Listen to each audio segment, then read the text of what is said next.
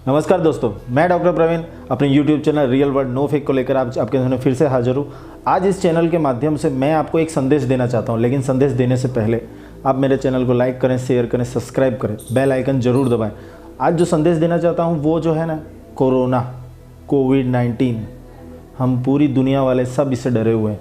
आपको पता है दोस्तों, इसकी WHO ने मार्च 2019 में इसको पैंडेमिक घोषित कर दिया। उसके बाद अब तक का जो नंबर है या आंकड़ा है वो 83.9 मिलियन लोग इससे अफेक्टेड हो चुके हैं। और आपको पता होगा 1.82 मिलियन लोग अब तक इसकी वजह से डेथ हो चुकी है, अपनी जान गंवा चुके हैं। तो आप समझ रहे होंगे कि ये कितना सीरियस टॉपिक है। मैं आज आपके साइन सिम्टम्स, इसको क्या करना है इसके लिए, उसके बारे में कुछ बताने नहीं आया हूँ। मैं आपको ये बताने आया हूँ इस कोरोना की वजह से हमारे जीवन पर क्या प्रभाव पड़ा है, हमारी मानसिक स्थितियाँ किस तरह से बदली हैं। ये बहुत सीरियस टॉपिक है, इसलिए थोड़ा सा ध्यान से सुनिएगा। तो कोरोना में मैं सिर्फ आपको एक चीज़ कहना चाहता हूँ कि इसके अंदर जो सरकारी गाइडलाइन है उसको बहुत छोटे से में बताया गया है। SMS, S for social distancing, M for mask wearing, S for sanitising. ये तीनों का आप अगर पालन करते हैं तो एटलीस्ट कुछ नहीं तो उसका प्रिवेंशन किया जा सकता है। हमें उसके बाद भी ये लगने का डर है और रोज़ नए नए केस आ ही रहे हैं। ऐसा भी नहीं है कि केस अभी नए नहीं हो रहे हैं, नए केस रोज़ मिल रहे हैं। आप जहाँ पर भी हो, इंडिया के किसी भी कोने में, सब जगह हो रहा है ये। तो इसको दूर करने के लिए सरकार ने बहुत कोशिश की है, साइंटिस्ट ने बहुत मेहनत की है और वैक्सीन भी तैयार हुई हैं। अब बहुत जल्दी वो वैक्सीन मार्केट में हम अवेलेबल हो जाएंगी। लेकिन वैक्सीन आने के बाद भी ऐसा नहीं है कि हम इसके रिस्क से दूर हो चुके हैं। ये है, इसका हमें बिल्कुल रिस्क नहीं है, ऐसा बिल्कुल नहीं है। वैक्सीन आ जाएगा, उसके बाद भी आपको ये 3 SMS का तो पालन करना ही करना है। और ये कोरोना जो है ना, एक्चुअली इसने जनरल पब्लिक को कैसे अफेक्ट किया है। सबसे पहले तो इसने क्या किया है, सोशल डिस्ट्रैक्शन किया है, हमें सोशली एक दूसरे से अलग कर दिया है। दूसरा, इसकी वजह से फाइनेंशियल डिस्ट्रैक्शन हुआ है। तीसरा, इसकी वजह से ग्लोबल रिसेशन हुआ है। मतलब पूरा दुनिया के अंदर नौकरी की, धंधे की, पैसे कमाने की, ये सब की बहुत तकलीफ हो चुकी है। इसमें जो सेकंड पॉइंट मैंने कहा कि फाइनेंशियल डिस्ट्रैक्शन, और तीसरा पॉइंट जो मैंने कहा ग्लोबल रिसेशन। इसका मतलब ये है कि जब हमारा लॉकडाउन हुआ, उसके अलावा जो भी नौकरी धंधा सब कुछ बंद हो गया, तो अगर जिसके पास पैसा नहीं था, तो आपने देखा होगा, मैंने अपनी आंखों से देखा है इंडिया में हालत कि लोगों के पास खाने के लिए अनाज नहीं था। तो हमारा देश बहुत दानवीर देश हमेशा से माना गया है। तो यहाँ पर एक दूसरे ने मिल के सबकी हेल्प की। लेकिन इस पूरे कोरोना ने हमको एक चीज़ ज़रूर समझा दी कि दोस्तों, अगर आपको दूसरी कोई महामारी में बचना है तो आपको अपना फाइनेंस जो है मैनेज करना होगा। मतलब कम से कम आपके पास 6 महीने के लिए इतना पैसा ज़रूर होना चाहिए, या इतना अनाज, ये सब ज़रूर होना चाहिए कि एटलीस्ट आप दुनिया की छोड़िए, आप अपने फैमिली की तो प्रोटेक्शन कर पाएँ। आपका मतलब ऐसी कंडीशन तो ना है कि आपके यहाँ खाने को पैसा ना हो, आपके यहाँ दवाई का पैसा ना हो। आप सरकार कितना करेगी, सरकार की एक लिमिट है, सरकार उतना ही कर सकती है। फिर भी सरकार ने अपने लिमिट से बाहर जाके किया है। ये एक ऐसा संकट था जो पेंडेमिक था या पेंडेमिक है, पूरी दुनिया इसमें, तो कौन किसकी मदद कैसे करेगा। अब मैं आपको इसका इफेक्ट बताना चाहता हूँ। कोरोना का जो इफेक्ट है मेन, ये जो मैंने सब पहले बताया, ये आपकी सिर्फ जनरल जानकारी के लिए है। कोरोना के मैं इफेक्ट को 2 तरह से मानता हूँ, मानसिक हमारे ऊपर या शारीरिक इफेक्ट, प्री और पोस्ट। कोरोना प्री मतलब जब हमें इन्फेक्शन नहीं हुआ है, लेकिन उसका जो डर है, कोरोना लगने का डर है, वो आप अभी भी फील करेंगे। आप अपने बाजू में, आपके घर में, आपको खुद को कोरोना का डर है। आपको ये डर लगता है कि बाहर जाओ, किसी चीज़ को छूऊंगा तो यहाँ कोरोना तो नहीं है, बिल्कुल थोड़ी देर के लिए मास्क हटा, कोरोना तो नहीं है, किसी ने खांसी, किसी ने छींका, कोरोना तो नहीं है।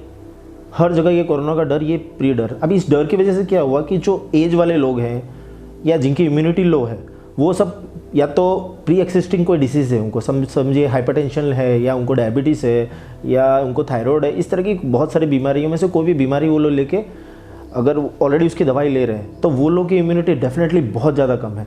और अगर उनको, तो ये प्री डर, उनको इन्फेक्शन लगा तो उनको पता है कि उनके जान का खतरा है, तो ये हुआ प्री डर।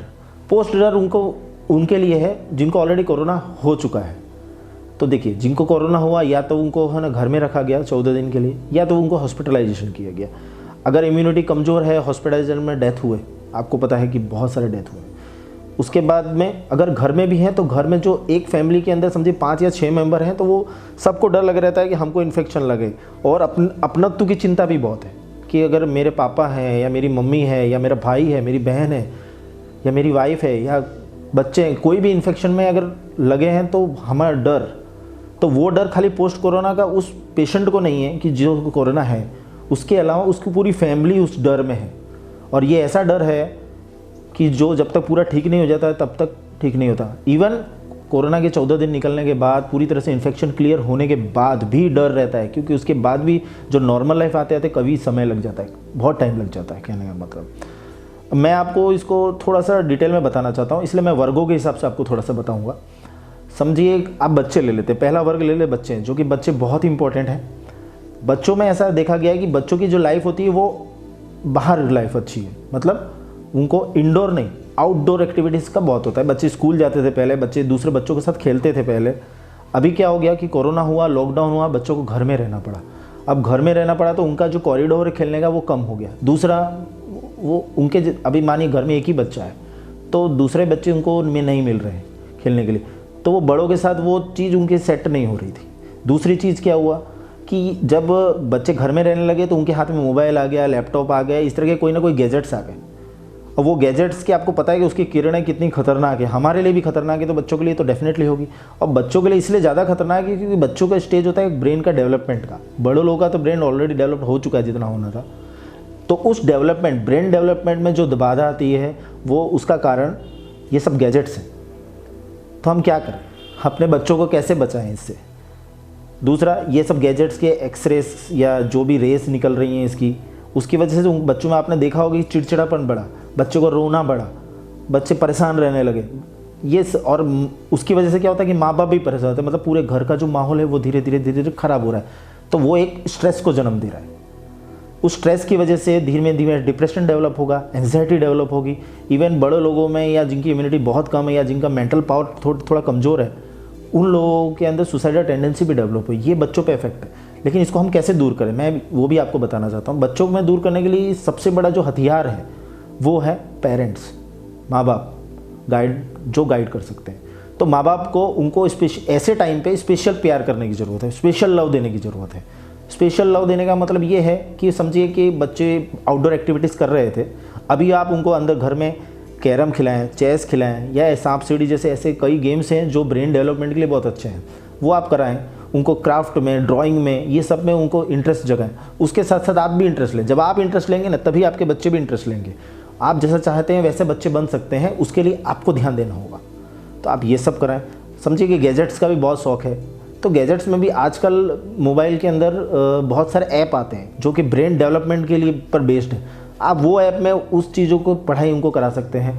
तो मेरे हिसाब से ऑनलाइन स्टडी जो हो रही है, ऑनलाइन स्टडी से बेटर ये है कि माँ बाप जो स्टडी कराते हैं। यही चीज़ हमारे इंडिया में पुराने टाइम में देखी जाती थी कि उस समय दादा दादी माँ बाप बहुत ध्यान देते थे, तो हमारा बच्चों का जो ग्रोथ था बहुत अच्छा था। अब दूसरा वर्ग जो है जवान या तो मिडिल एज लोग, जवानों में प्रॉब्लम ये हुआ कि फाइनेंशियल रिसेशन की वजह से उनकी नौकरियां चली गई, उनके बिजनेस जो है टोटली बंद करने पड़े लॉकडाउन ये सब की वजह से, और उनके पास बिजनेस नहीं है, मतलब उनके पास सबसे बड़ी बात है पैसा नहीं है। अब उनको घर में रहना पड़ रहा है, पैसा नहीं है, तो उनके ऊपर ये इसकी वजह से स्ट्रेस चालू हो गया। स्ट्रेस का दूसरा ये रीज़न ये है कि वो घर के सारे फैमिली मेम्बर्स को देख रहे हैं कि पैसे की यहाँ ज़रूरत है और हमारे पास पैसा नहीं है, और घर में अगर कोई उनको बोलता है तो वो स्ट्रेस और बढ़ता जाता है और बढ़ता जाता है, एंग्जाइटी में डेवलप होता है, एंग्जाइटी से डिप्रेशन होता है। और इस वर्ग में सबसे ज़्यादा देखा गया है कि सुसाइडल टेंडेंसी इसी वर्ग में, क्योंकि वो मेन घर के लोग हैं जो पैसा कमा के लाते थे। तो दोस्तों इसकी वजह से सिर्फ इतना ही नहीं, मैंने वो देखा कि उनके जो दारू पीने का या इस तरह के जो उनके दूसरे ऐप थे वो ज़्यादा बढ़ गए। तो ये सबको कंट्रोल कैसे किया जाएगा? इसको कंट्रोल करने के लिए ऐसा है कि फैमिली को बहुत सपोर्ट करना पड़ेगा। बिना सपोर्ट के कुछ नहीं हो सकता। फैमिली का सपोर्ट मतलब उनके माँ बाप का सपोर्ट, अगर उसकी वाइफ है तो उसका सपोर्ट, या जो भी फैमिली में मेम्बर दूसरे हैं उनका सपोर्ट, उनको बहुत प्यार से रखना पड़ेगा कि समय अभी ख़राब है लेकिन थोड़े दिन में ठीक हो जाएगा, अभी थोड़ा सा कम है तो हम इसी में एडजस्ट करके चलाएंगे। ये सब बातें जो है आश्वासन की जो बातें हैं ये उनके साथ किया जाएगा, तब जाके उनका स्ट्रेस लेवल कुछ कम होगा और आगे बढ़ पाएंगे। दूसरा प्रॉब्लम ये आ रहा है कि जो जवान वर्ग ये है उनको सपोर्ट कई बार मिलने के बाद भी उनकी मेंटल कंडीशन ठीक नहीं हो रही है। एंग्जाइटी ज़्यादा बढ़ा जा रहा है। तो उनको क्या करना होगा कि जो गाइडलाइंस हैं WHO की, उसके हिसाब से कुछ फिजिकल एक्टिविटीज़ कर सकते हैं। और दूसरा, जो मेंटल कंडीशन जो डिटीरियोरेट हो रही है ना, उसके लिए उनको सबसे अच्छा, मैंने अपने पुराने वीडियोस में आपको बताया, जिसका लिंक मैं शेयर करूंगा, मेडिटेशन के बारे में, योग के बारे में और कुछ डीप एक्सरसाइज के बारे में मैंने बताया। तो आप मेरा चैनल आपने अगर सब्सक्राइब नहीं किया है तो आप सब्सक्राइब करें, शेयर करें, जिससे वो मेरे पुराने वीडियोज़ के अंदर मैंने इसके बारे में टोटल डिटेल में आपको सब कुछ बताया हुआ। तो ये दोस्तों, अगर योग कर रहे हैं, मेडिटेशन कर रहे हैं, deep exercise, deep breathing exercise ये सब कर रहे हैं, तो इससे मेंटल कंडीशन भी उनकी सुधरेगी। अब तीसरा वर्ग जो है वो वर्ग है महिलाएं, जो कि बहुत इंपॉर्टेंट वर्ग है। क्यों वर्ग है इंपॉर्टेंट? क्योंकि देखिए, इसमें प्रॉब्लम महिलाओं को कहाँ हुई? जो वर्किंग लेडीज़ थी उनके लिए तो जैसे जवानों में जो प्रॉब्लम हुई वही सेम की सेम प्रॉब्लम हुई। लेकिन जो घर के अंदर जो लेडीज़ थी, अब क्या हुआ कि घर में सारे लोग घर में रहने लग गए, फाइनेंशियल कंडीशन भी ख़राब हुई, तो उनको मैनेज करना था ये सब चीज़ें। अब उनके लिए ये सिचुएशन ऐसी खड़ी हो गई कि घर में 24 घंटे घर में सब लोग हैं और सबका मेंटल कंडीशन ख़राब है, उनको ये सब को हैंडल करना है। उसके साथ उनका वर्कलोड भी उसकी वजह से बढ़ गया। लेकिन महिलाएं हमारे देश की बहुत स्ट्रॉन्ग हैं, इसीलिए महिलाओं ने ये प्रेशर हैंडल किया है। लेकिन उनके अंदर भी ये सब प्रेशर हैंडल करने की वजह से same problem, stress, anxiety, depression, suicidal tendency, चिड़चिड़ापन, गुस्सा, ये सब बढ़ा हुआ देखा गया है। अब उनको भी जो मेंटल एक्सरसाइज के बारे में बताया वो सब करना चाहिए। उसके साथ साथ उनको क्या करना चाहिए, उनके महिलाएं जो मैंने आपको बताया कि बहुत ही हमारे देश की इनोवेटिव है, तो उनको कुछ इनोवेटिव आइडियाज़, जैसे कुछ इंटरेस्ट होता है, जैसे किसी को ड्राइंग का इंटरेस्ट है, किसी को क्राफ्टिंग का इंटरेस्ट है, किसी को कुछ खाना बनाने में इंटरेस्ट है, किसी को कुछ कपड़ों में इंटरेस्ट है, कुछ स्टाइलिंग में इंटरेस्ट है। तो वो इस समय वो क्या होता था कि फैमिली मेम्बर जितने हैं ना, वो अगर उस महिला को सपोर्ट करेंगे ना, मतलब उनका काम थोड़ा थोड़ा सब बांट लेंगे, तो सब लोग के पास जो फ्री टाइम पड़ा हुआ है वो सॉल्व होगा। महिला को भी इंटरेस्ट आएगा काम करने में, और साथ साथ में आप उसके अंदर से कुछ मतलब उन महिलाओं के अंदर से कुछ इनोवेटिव बाहर ला सकते हैं। तो वो फैमिली के लिए हेल्प होगा, फ्यूचर के लिए हेल्प होगा, सब तरह से हेल्प होगा। और महिलाएं जो हैं इस समय अपने बच्चों के ऊपर बहुत ध्यान दे सकती हैं, क्योंकि बच्चे ज़्यादातर माँ की बात ज़्यादा सुनते हैं, ऐसा कहा जाता है। तो वो अपने बच्चों के डेवलपमेंट में जो मैंने पहले बताया वो सब कर सकते हैं। तो इससे ये प्रॉब्लम हमारी सॉल्व होगी। जो है चौथा वर्ग, जो है हमारे ओल्ड एज फ्रेंड्स, हमारे माँ बाप, दादा दादी, जो भी, ये सबसे इम्पोर्टेंट वर्ग है, सबसे ज़्यादा महत्वपूर्ण वर्ग। क्यों सबसे ज़्यादा महत्वपूर्ण वर्ग? क्योंकि ये ऐसा वर्ग है जहाँ पर डिसीज़ ऑलरेडी प्रेजेंट है, मतलब हाइपरटेंशन, डायबिटीज़, दूसरी और अन्य बीमारियाँ, जो ये सब की दवाई के साथ में हमारे घर में जी रहे हैं। अब वो सबसे ज़्यादा डरे हुए हैं, क्योंकि गाइडलाइन के हिसाब से सबसे ज़्यादा डर भी उनको ही है, क्योंकि उनकी इम्यूनिटी लो है, तो उनको इन्फेक्शन लेने का डर भी ज़्यादा है। अब घर से कोई भी नौकरी करके बाहर आ रहा है, उनको डर है, बाहर वो जा रहे हैं तो भी डर है। और दूसरा कि इस एज में ज़्यादातर लोग रिटायर्ड होते हैं, काम कम करते हैं, फिजिकल एक्टिविटीज़ भी कम होती है, तो वो उनके पास दूसरा कोई रास्ता नहीं है। अब इनको हम कैसे मतलब ठीक करेंगे, क्या करेंगे?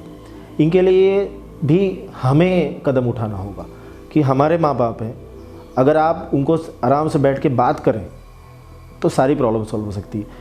पहली सबसे बड़ी बात होती है कि उनके साथ बात करने वाले कम हैं, और अगर हैं भी तो उनके पास समय कम है। तो हमें अपने माँ बाप को उतना ही समय देना है जितना एक दूसरे किसी फैमिली मेम्बर को देते हैं। आपको उनकी बात, और क्या होता है कि इसमें उनकी इम्यूनिटी कम है, एज ज़्यादा है, तो कई बार ऐसा भी होता है कि वो लोग थोड़ा सा मतलब एग्रेसिव भी हो सकते हैं, या थोड़ा सा चिड़चिड़ापन स्वभाव भी आ सकता है। लेकिन इसको संभालने का काम हमारा ही है। तो अगर हम उनके साथ प्यार से बैठ के, स्नेह से, आश्वासन दे के बात करते हैं, तो वो हमारी बात सुनते भी हैं और वो फॉलो भी करते हैं, और वो साथ साथ में कुछ हमें भी अच्छा सिखाते हैं। इससे क्या होगा कि उनको ये डर ख़त्म होगा कि मुझे ये डिसीज़ है तो मुझे है ना कोरोना की वजह से ऐसा हो जाएगा, या मुझे कुछ प्रॉब्लम हो जाएगी। उसके लिए डेफिनेटली हम सारे फैमिली मेम्बर्स को बैठ के इस विचार करना चाहिए और उनकी हेल्प करनी चाहिए। इससे ही हम उनको कुछ कर सकते हैं। दूसरा जो मैंने आपको बताया कि डीप ब्रीदिंग एक्सरसाइज या मेडिटेशन, योगा, ये उनके लिए बहुत ज़रूरी है, क्योंकि उनकी जो प्री एक्सिस्टिंग कंडीशन है ना, उसमें भी ये बहुत हेल्पफुल रहेगी। तो आप कोशिश करें कि अपने माँ बाप या घर में जो भी बूढ़े हैं या जो उम्र वाले लोग हैं, आप सबके साथ में इस तरह से उनको ये मेडिटेशन, योगा और ये बारे में थोड़ा सा समझाएं, और कोशिश करें कि वो डेली रूटीन में अपने लाएं। थोड़ा सा उनको फिजिकल एक्टिविटी भी करें, घर में ही थोड़ा चलना हो या दूसरे कुछ वर्क करने हैं तो वो कराएं। तो इससे क्या होगा कि वो physically as well as mentally stable रहेंगे, जिसकी वजह से वो जो उनके अंदर जो डर का माहौल है वो ख़त्म होगा, तो उनका मेंटल स्टेटस बेटर रहेगा। तो ये मैंने आपको सारे वर्गों के बारे में बताया कि इस तरह से सारे वर्गों में मेंटली क्या क्या कंडीशन हो सकती है। इससे भी ख़राब सिनेरियो हो सकता है दोस्तों। लेकिन एक अच्छी खबर ये है कि अब वैक्सीन लगभग तैयार हो चुकी है और वैक्सीनेशन चालू हो जाएगा थोड़े दिनों में, तो धीरे धीरे हम अब इस कोरोना को हमारे देश से भगा सकेंगे। लेकिन ये कोरोना ने आके हमको ये सिखा दिया कि पूरी ज़िंदगी हमें बहुत कैलकुलेटेड रहना होगा। हमें अपनी हेल्थ मतलब फिज़िकल हेल्थ, मेंटल हेल्थ, इन सब का प्रॉपर उतना ही ध्यान रखना है जितना हम बाकी फाइनेंस का ध्यान रखते हैं। तो आपको फाइनेंशियली स्टेबिलिटी लानी है, आपको हेल्थ की स्टेबिलिटी लानी है, आपको आपकी सोसाइटी, आपकी फैमिली की स्टेबिलिटी लानी है। ये सब चीज़ हमको कोरोना ने सिखाया है, तो इसको अब हम कभी नहीं भूलेंगे और हमेशा इस बात को ध्यान रखें, क्योंकि आज कोरोना है, कल कोई दूसरा आएगा, कोई भी आ सकता है दोस्तों। तो मैं आशा करता हूँ कि आपको मेरे वीडियो पसंद आया होगा। पसंद आया है तो मेरे वीडियो को आप लाइक करें, शेयर करें, सब्सक्राइब ज़रूर करें, जिससे कि हम इसी तरह से आगे एक दूसरे के साथ बातें कर पाएँ। नमस्कार।